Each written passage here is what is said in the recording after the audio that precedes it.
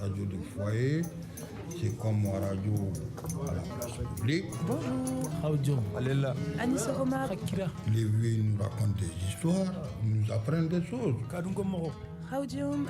Nengendef. Bonjour, bonjour et bonjour.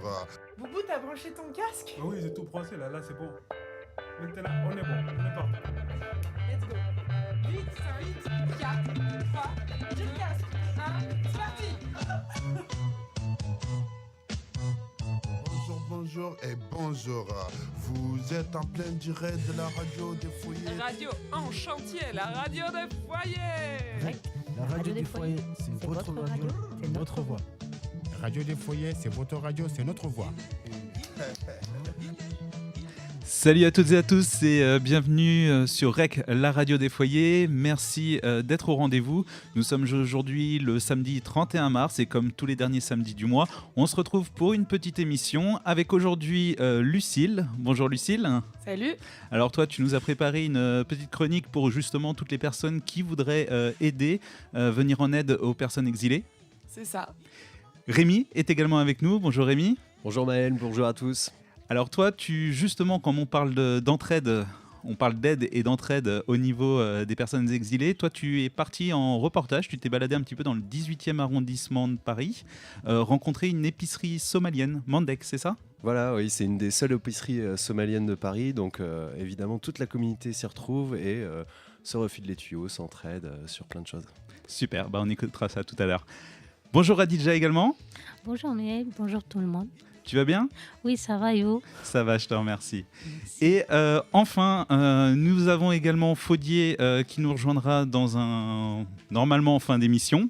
Et nous écouterons également une courte fiction sur la vie en France de Yakaré et Yiko. Bonjour Yakaré, c'est ça ? Oui, bonjour. Ça va ? Oui, ça va et vous ? Ça va, je te remercie beaucoup. Dans un instant, la chronique quotidienne. Je vous souhaite une excellente journée et surtout matinée à l'écoute de REC, la radio des foyers. Alors un petit peu d'actualité pour commencer. En début de semaine, le groupe de Vincent Bolloré a demandé 50 millions d'euros à France Télévisions au cours d'un procès au tribunal de commerce de Paris.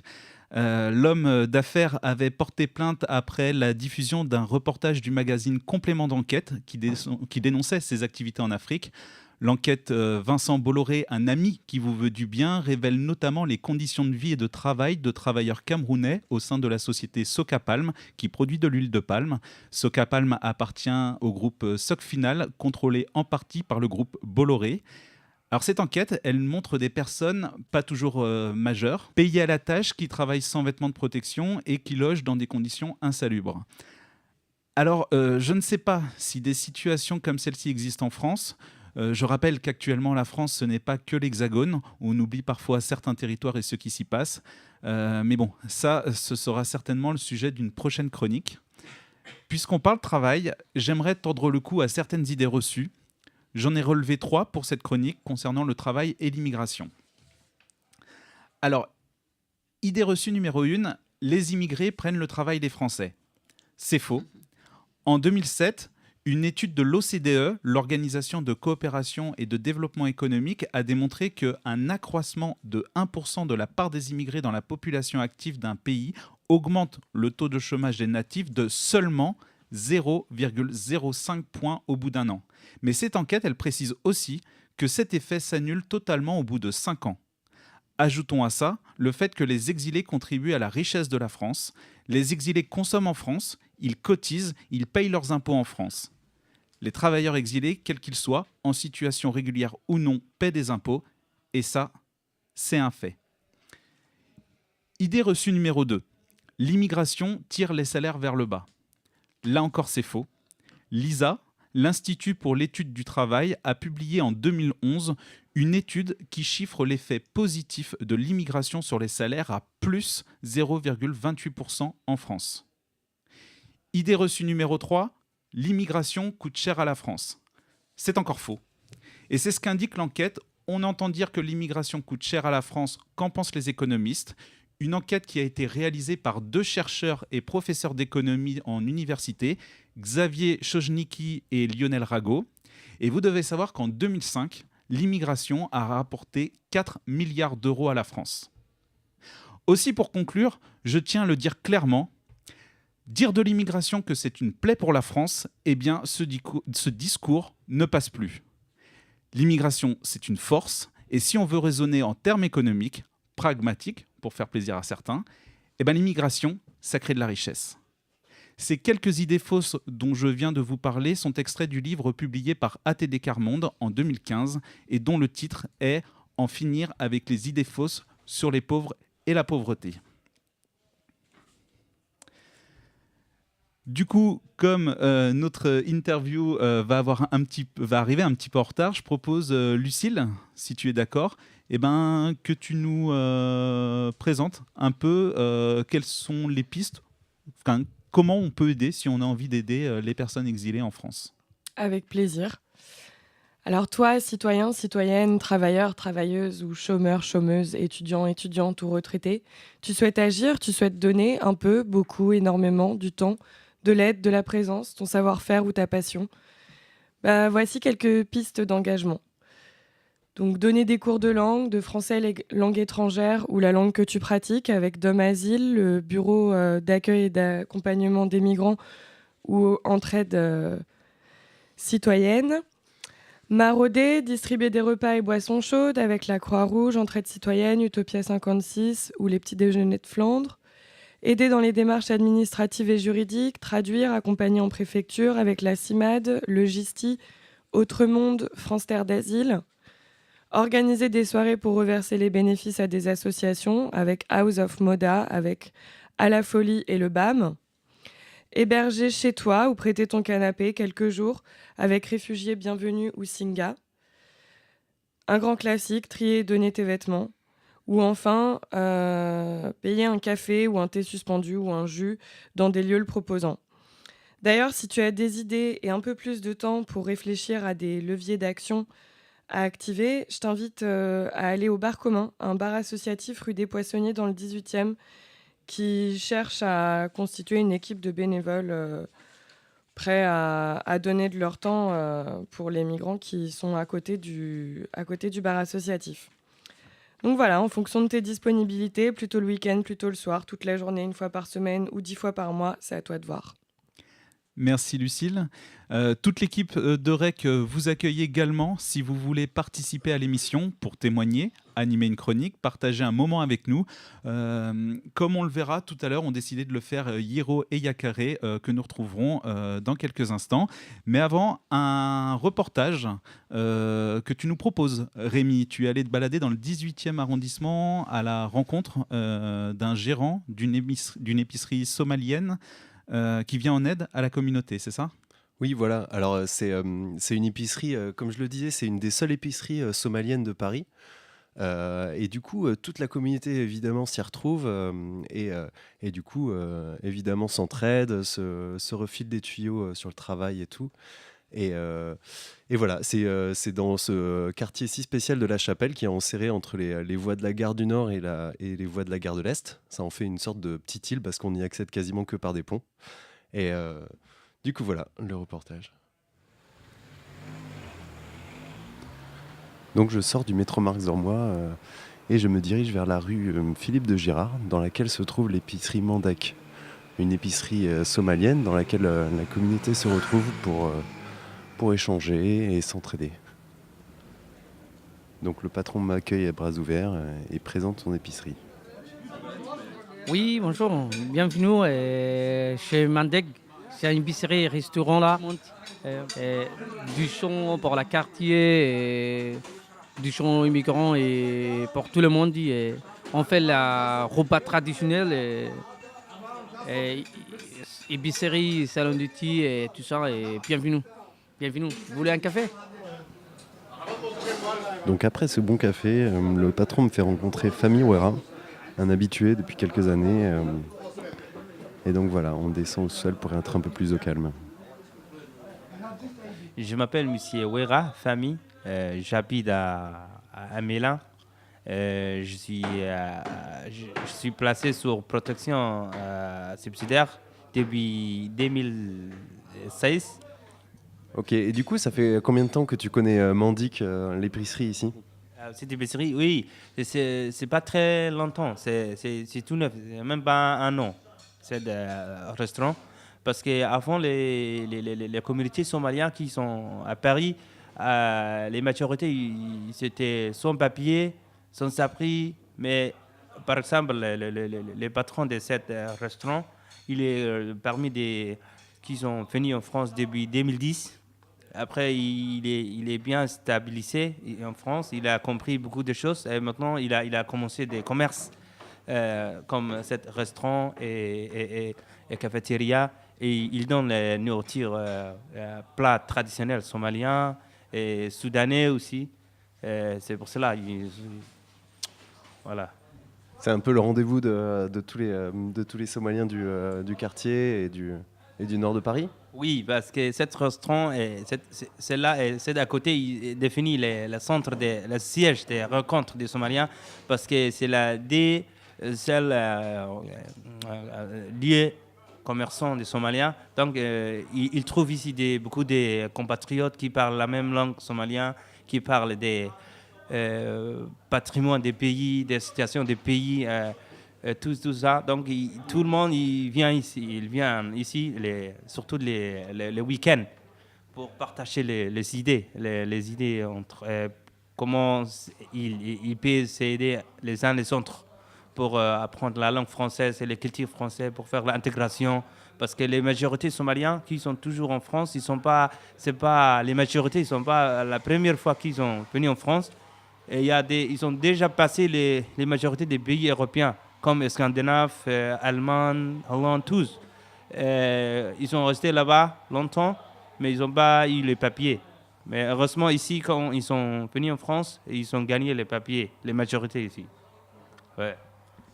Et toi, par exemple, tu es amené à aider pour remplir les papiers d'asile ou d'autres? Moi, je ne suis pas bon pour écrire, mais je parle bien, je peux lire. C'est pour ça que je donne les aides, oui, s'ils me demandent. Par exemple, les Somaliens ont beaucoup de difficultés pour trouver les adresses, pour trouver GPS comme ça. D'accord. Et tu te souviens de la première fois où tu as mis les pieds ici? Qu'est-ce que tu as demandé? C'était pour manger? Ici, oui. Avant, c'était difficile pour demander les plats préférés pour toi, parce que les restaurants, les majorités, ils parlent français. Mais maintenant, ici, on dit à notre langue ce que nous demandent. Donc, ça fait plaisir. On mange les plats traditionnels qui donnent des goûts plus imparfait comme ça, perfectionné, c'est ça. D'accord, et il t'avait aidé pour trouver un travail ou pour vous retrouver ici, vous échangez les petits trucs pour mieux vivre? Oui, bien sûr, parce que les Somaliens ils donnent pas l'aide directement comme ça, mais quand tu vois un ami comme toi qui travaille, il gagne plus, il travaille, il envoie l'argent au pays. Tu vois aussi, tu vas avoir une motivation et tu vas le faire comme lui. Il va te donner où il travaille, son chef, tout ça, le téléphone. Et tu vas appeler un jour, tu vas déposer les CV comme ça. Toujours on répète, on fait ouvrir une mission pour retourner l'agence, surtout les majorités, c'est pour d'intérim. Donc on trouve un boulot comme ça, pas CDI, mais un temporaire. Mais c'est mieux. Donc c'est pour cela qu'on fait l'intégration avec les Français comme ça. Oui, on fonctionne tous comme ça. Ouais. Oui. Ça se dit Mandek? Mandek, oui, en Somalie, c'est un nom des Somaliens. Donc Mandek, c'est-à-dire quelque chose qui fait plaisir des cieux, le cœur, tout ça. Ouais. Ok, ben merci pour ton temps. À bientôt. Donc voilà, l'épicerie Mandek vous ouvre grand ses bras. Elle est au 86 rue Philippe de Girard, au métro Max Remois. Voilà. Merci beaucoup Rémi. Dans un instant, on retrouvera Hiro et Yakare, notre drôle de petit couple, qu'on va avoir le plaisir d'entendre pour la première fois sur l'antenne de REC, la radio des foyers. Tout de suite, un titre de Kumba Sidibé Fakolié Noumoyé. Alors, il faut savoir qu'elle est très peu connue en France. Ses albums n'ont en effet pas été très bien distribués sur le plan international. Et pourtant, c'est une très grande chanteuse malienne qui a fait partie de la génération qui a émergé au moment de l'indépendance du Mali en 1960. Le titre que nous allons écouter, c'est Fakolié Noumouyé. C'est extrait de l'album Kumba Sidibé, sorti en 1989. Vous êtes sur REG, la radio des foyers. Excellente matinée à toutes et à tous.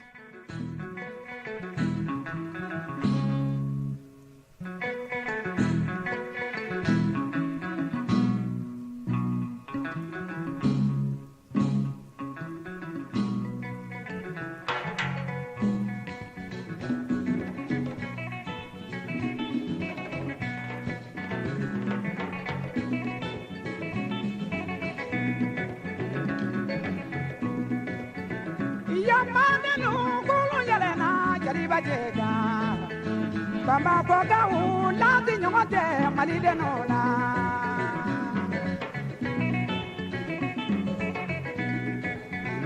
Yamade no kulu yelena jaliba jega Bamba koga u lati e jelunya lajige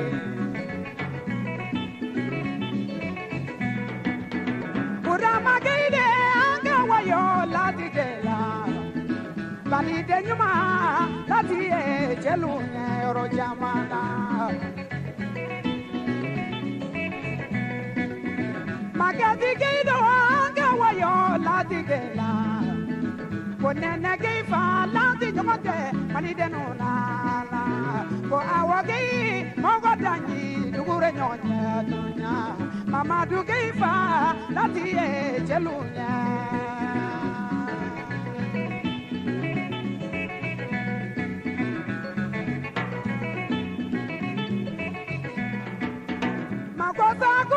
Kuma wilila deri wajula ne flani deri uma koni adaka molozala ne nyina mo wolu munye nya kuma jama ba fola ne klo bebela uma koni tae adaka nyala ne jugula mo wolu munye jugu ya kuma jama ba fola ne nye bebela uma koni nye adaka molozala okera nyumanye bakuma e adaka molodala amake nyumanye umba kwaninye daka nyumbolone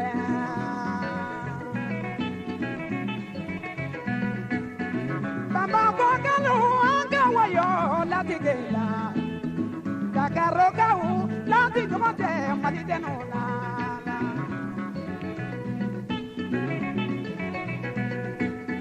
Body wari jula kwani nana nyumanga malazi Baba kwa jula ba jula kwani nye lati ke yala Aberisi jula kwani nye lati ke yala Baba jula kwani nye lati ke yala Malide nyuma saramala malomane Malide nyuma lati nyuma te malide nuna lati ke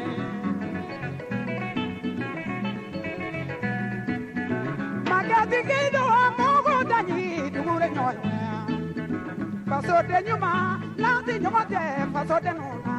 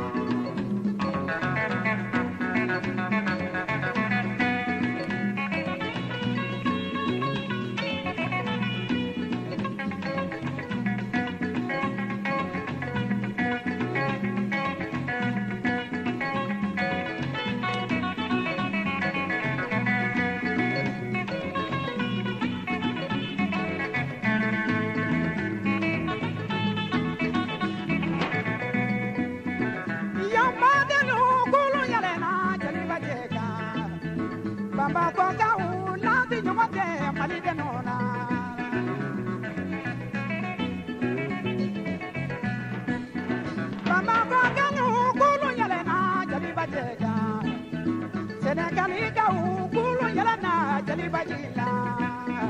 Kodi wari kalo kulu yelena jaliba jela. Burukina ka kulu yelena jaliba jela. Madi de nyuma sara mala malo mane. Burama geide latie jelunye orojama.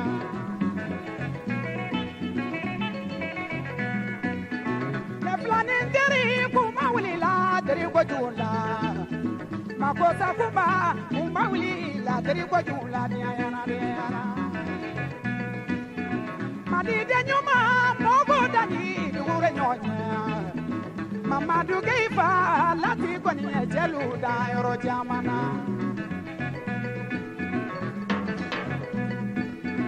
Ajuna molu wolu munye lati gei jugoyala. Ko lati gei lati koni nye adaka molo zala. Anyina mo wolu munye lati gei numaya fola. Ko lati gei lati jelu nye.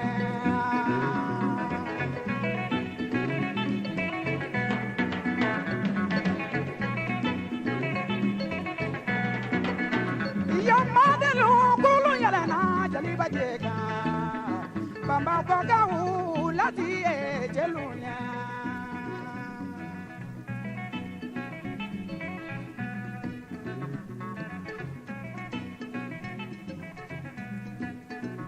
yo madelu kulu yelena jaliba jega bamba boga u lati e jelunya.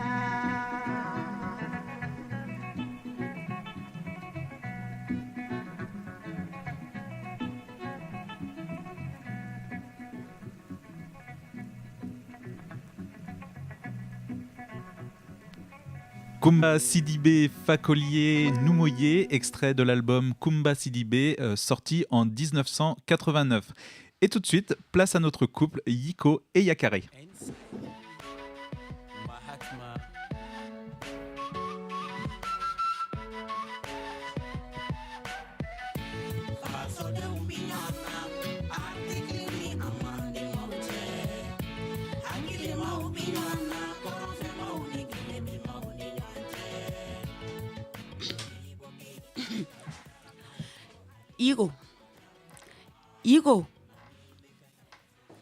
Iko ngone kamerima. Denga école, directrice de l'école a koma konga fini na kikata. Ko den bébé ka taga de ou den ta école JR là. Toi tu n'arrives jamais à l'heure pour récupérer l'enfant à l'école. Ça veut dire quoi? Quoi? Iko. Quoi? Tu es au toilette? Non, sors de toilette ici, Yugo. Moi, je te parle. Il est l'heure, moi, je dois aller au travail.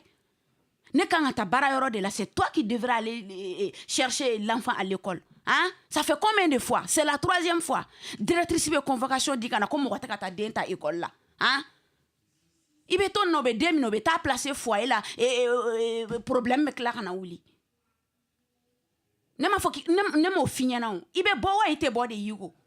Wallahi bilay ni mabo Yugo mbe polo su wele kama. Mbe polo su wele de. Ni ere ma. Awa nga téléphone be kaso. Awa attends. Allô? Allô, Djanaba? Ah, oui, patron, j'arrive. J'arrive, je suis dans le métro, j'arrive dans 2 minutes. Allô, Hugo, sors. Moi, je dois aller, il y a mon patron qui m'appelle. Oui, je sais, arrête de me parler quand tu es aux toilettes. Je sais que je suis venue pour mon mariage ici en France. Je ne suis pas venue pour travailler. Mais si tu viens en France, il faut travailler. Parce que les enfants qui sont là-bas, ils nous attendent. Ouais. Moi, ça fait combien de temps que je t'ai demandé de faire venir nos enfants? On doit leur envoyer de l'argent chaque mois. À la fin du mois, chaque mois, on doit leur envoyer de l'argent. Moi, tes menées, tu as envoyé. Si moi, je ne travaille pas, qui va s'occuper de ces enfants-là? Hein?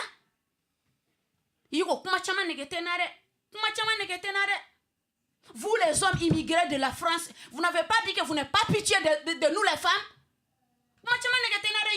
Tu vas sortir des toilettes et tu vas aller chercher notre fille Founé à l'école avant que la directrice elle nous envoie une 4e convocation. Moi, je ne veux pas qu'on place mon enfant au foyer. Non, je n'arrête pas de parler en français. On est en France, on doit parler en français. On n'est pas venu ici en France pour parler de Soniké ou parler de Bambara. Hein.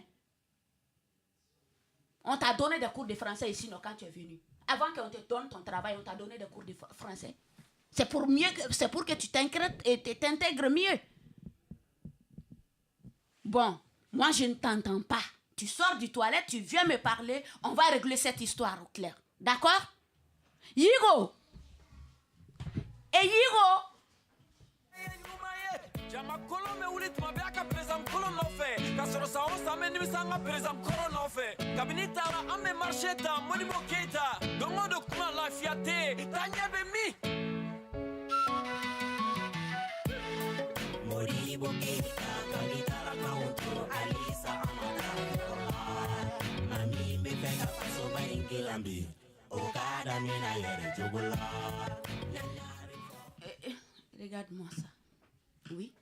J'étais là, j'attendais Yiko pour qu'il sorte des toilettes. Et là, il est sorti. Il est parti. C'est toujours comme ça. On ne le voit pas à la maison, Yiko. Il n'est jamais là. Il dit s'il n'est pas au boulot, il va s'asseoir au foyer. Je n'ai même pas d'intimité avec lui. Ça, c'est quel genre de mariage, ça? Hein? Et, attends. Allô?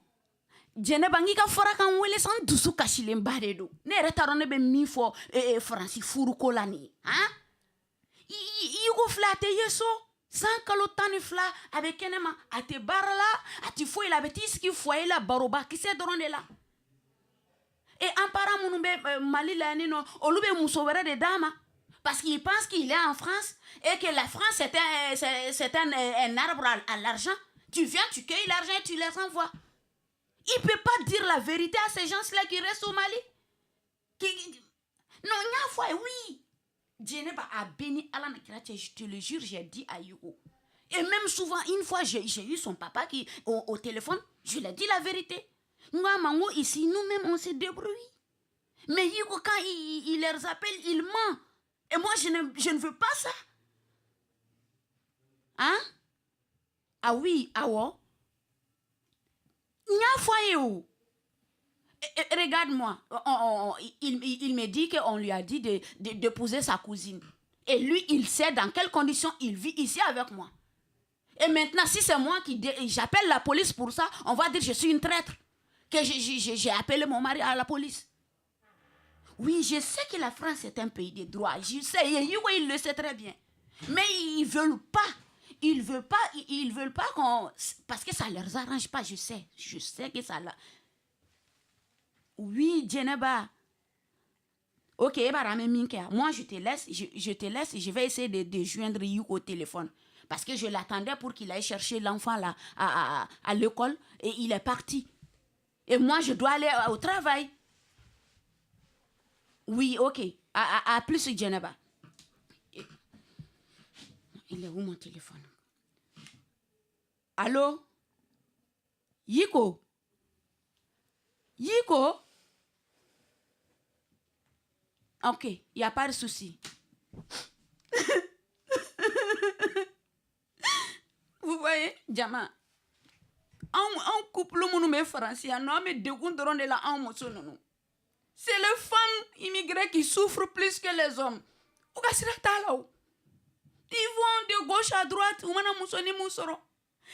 Je te le jure, s'il était marié avec une blanche, voilà, il allait faire la cuisine à la maison. Il allait balayer même. Il va faire le ménage. Mais si c'est avec nous, là, on devait ménager, on devait t'obliger. Et puis, on devait occuper d'Emsenuna. Et en plus de tout ça, avec jalousie, parce qu'on travaille, on ne gagne même pas beaucoup. Est-ce qu'il y a une comparaison même entre une femme et son épouse? Est-ce qu'il doit avoir une jalousie? Ah oui? Non, on t'a rendu mes faux. Mais Yigo va venir me trouver ici. Je vous le jure, Yigo, il va venir me trouver ici. On va éclaircir cette situation. Sinon, moi, je fais le divorce. Oui.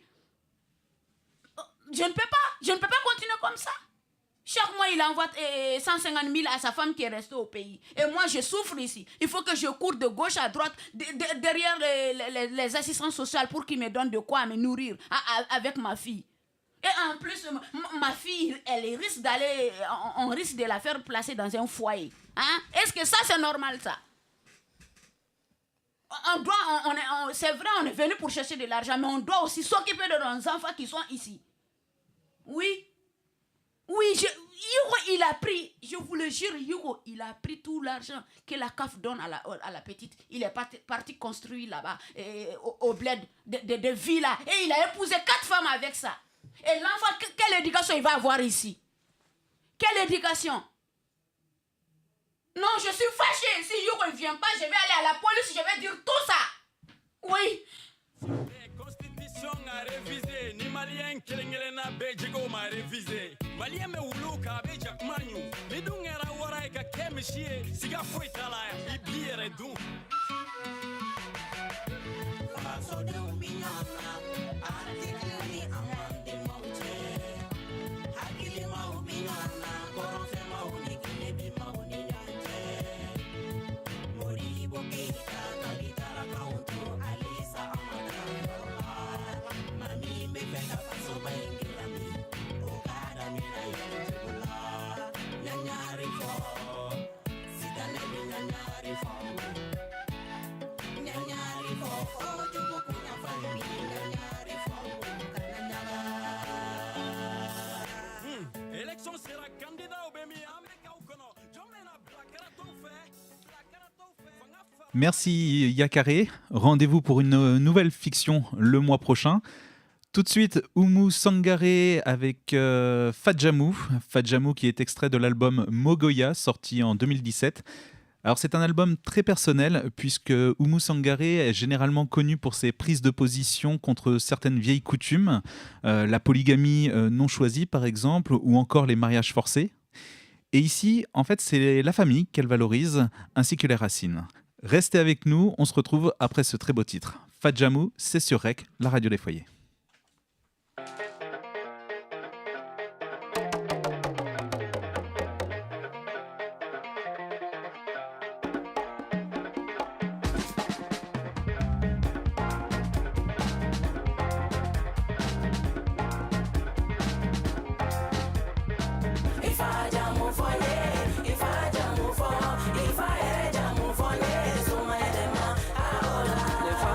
Sangare, ne faja mu sangare.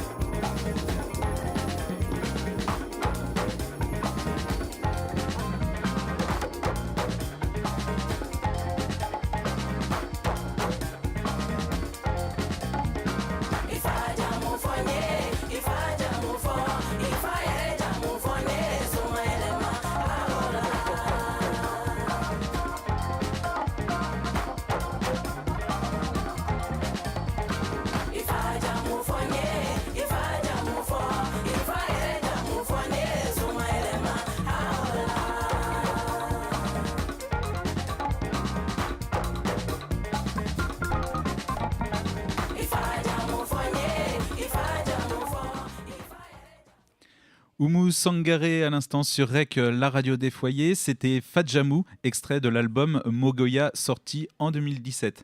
Alors, juste avant la musique, on a eu l'occasion d'écouter un sketch de Yiko et Yakare. Alors, Yakare, dont le rôle est tenu par Mariam. Alors, Mariam, est-ce que tu peux nous expliquer un peu le but de cette fiction que tu nous proposes chaque dernier samedi du mois, pardon. Le but de ce sketch, c'est sensibiliser les immigrés maliens, sinon africains qui sont ici en France, parce que c'est facile de se sentir victime et souvent il faut se remettre en question. J'ai constaté que nous, les immigrés qui viennent, qui quittent nos pays pour venir ici, c'est vrai, et la plupart de ces gens, ils viennent pour travailler, mais ils font aussi des enfants. Donc, ils ne s'occupent pas bien de leurs enfants, ils ne suivent pas l'éducation de leurs enfants, ils les jettent comme ça. Et même l'État français qui leur donne des soutiens financiers pour s'occuper de ces enfants-là, ils prennent ces argents-là pour aller faire autre chose avec. Et souvent, ça pousse certains enfants et ils se retrouvent dans la rue ou dans les affaires de drogue ou de vol. Et ça, en tant que femme, ça me fait mal au cœur.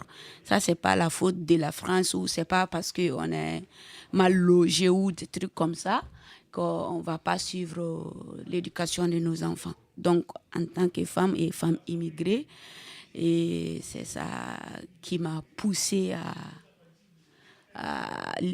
qui m'a donné l'idée à faire ce sketch. Et voilà. J'ai été aussi mariée, divorcée, donc du coup, je suis mieux placée aussi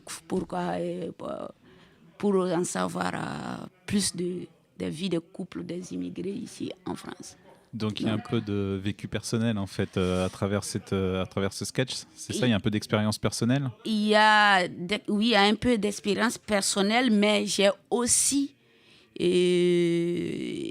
courtoyé beaucoup des immigrés qui sont dans le foyer, que ce soit les immigrés hommes, mais les immigrés aussi femmes, parce qu'avant d'avoir chez moi, j'ai aussi fait plein de foyers, plein de CHRS, plein d'hôtels avec le 115.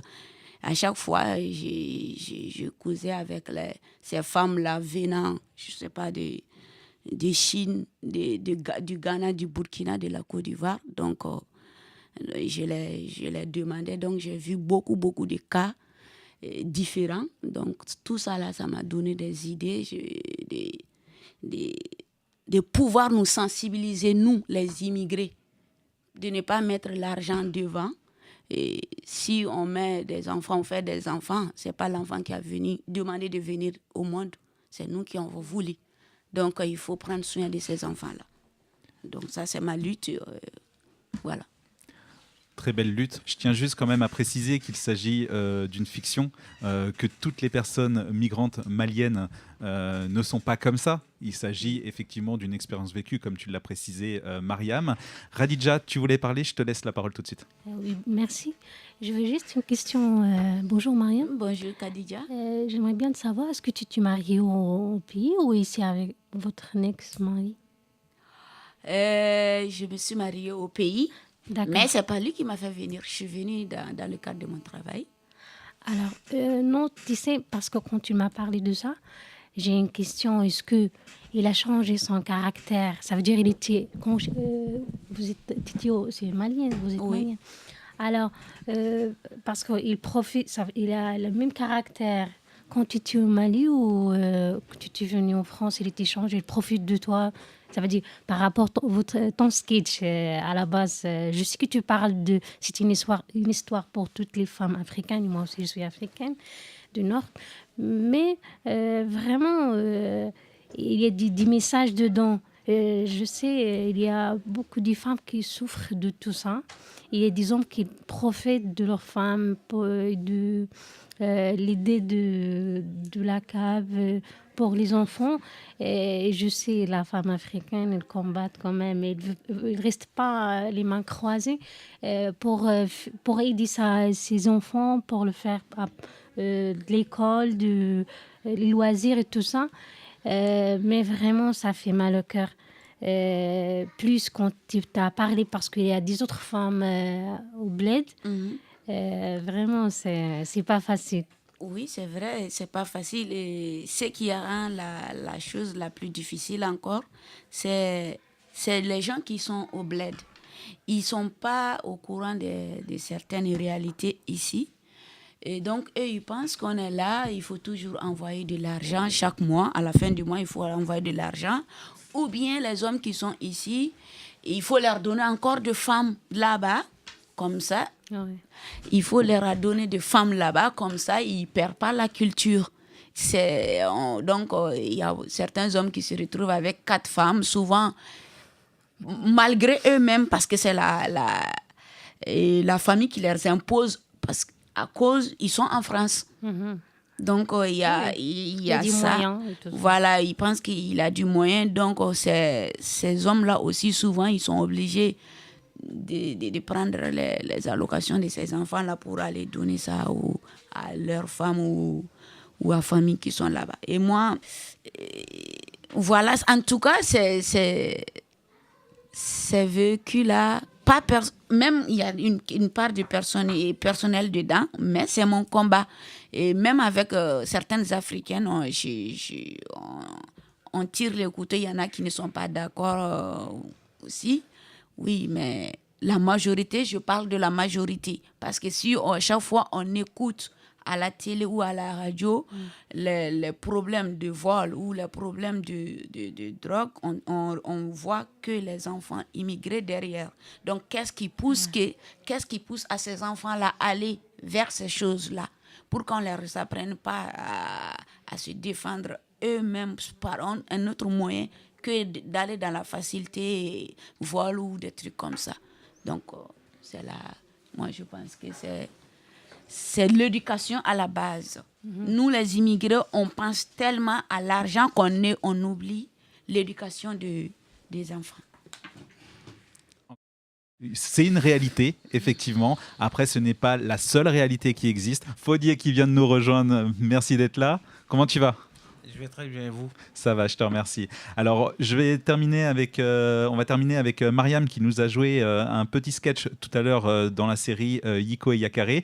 Je termine et puis on passe à ton interview. D'accord, ça marche. Donc oui, ce que je disais, Mariam, tout à l'heure, effectivement, c'est une réalité. C'est pas le monde des bisounours, effectivement. C'est comme dans tout ce qu'il y a, chez les Français, il y a aussi des personnes qui se comportent mal avec leur épouse, il y en a qui se comportent mal avec leur enfant, c'est une réalité. Il y a des clichés qui peuvent avoir parfois un fond de vrai, mais ce n'est pas les seules réalités, c'est ça qu'il faut quand même entendre aussi comme message. Et c'est intéressant, je ne sais pas ce que vous en pensez, mais moi je trouve ça intéressant quand des voix peuvent se libérer un peu comme ça, parce que ça permet aussi de remettre les choses un petit peu... de clarifier un peu certaines situations, mais toujours avoir ce regard un peu critique et de toujours savoir que les réalités qu'on expose, c'est toujours celles qu'on connaît, celles qu'on a vécues, celles qu'on a un peu incorporées, mais ce qui est bien des fois aussi, c'est d'avoir d'autres regards qui viennent confronter ça. Et d'ailleurs, c'est pour ça que si vous voulez apporter des témoignages sur REC, donc la radio des foyers, n'hésitez pas à nous écrire à radiodesfoyers@gmail.com, radiodesfoyers@gmail.com, ou venir lors de la prochaine émission, c'est chaque dernier samedi du mois, et la réunion de préparation qui a lieu, elle, chaque premier lundi du mois. Très bien. Fodier, comment ça va ? Très bien. Ça va ? Pas trop fatigué ? Non, ça va. T'as un peu couru pour venir ? Oui. Toi, justement, tu es arrivé en France. Aujourd'hui, tu es lycéen. Oui.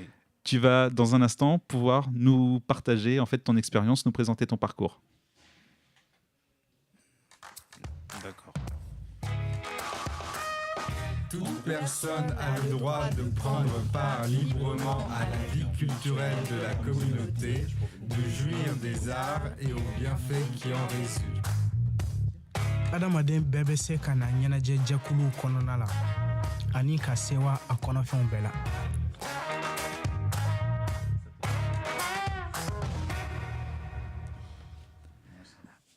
Alors Fodier, depuis combien de temps es-tu en France? Bientôt, ça va faire 4 ans que je suis en France. 4 ans? Oui. Et comment s'est passé ton voyage? Mon voyage, c'était pas facile parce que j'ai traversé la mer pour être là. D'accord. Oui. Et qu'est-ce qui t'a poussé en fait?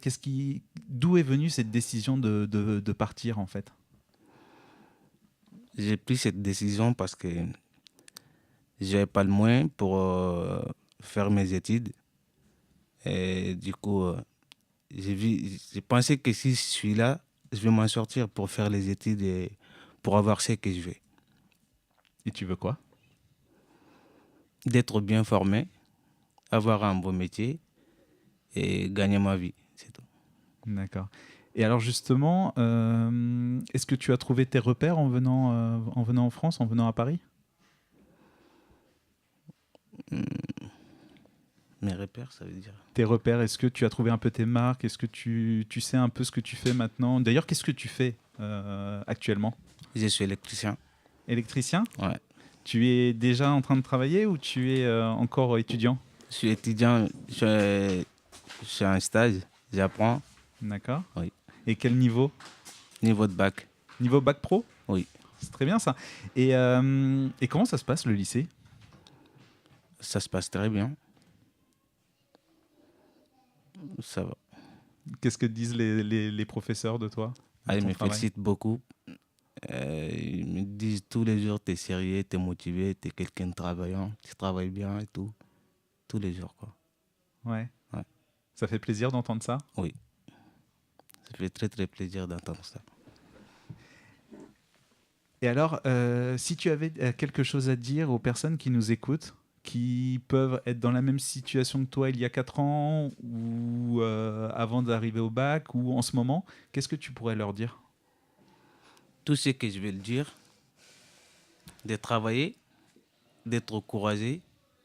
Ils vont y arriver. Si tu te bats, tu vas y arriver. C'est que ça, je vais le dire. Encouragement, c'est tout. Des encouragements? Ouais.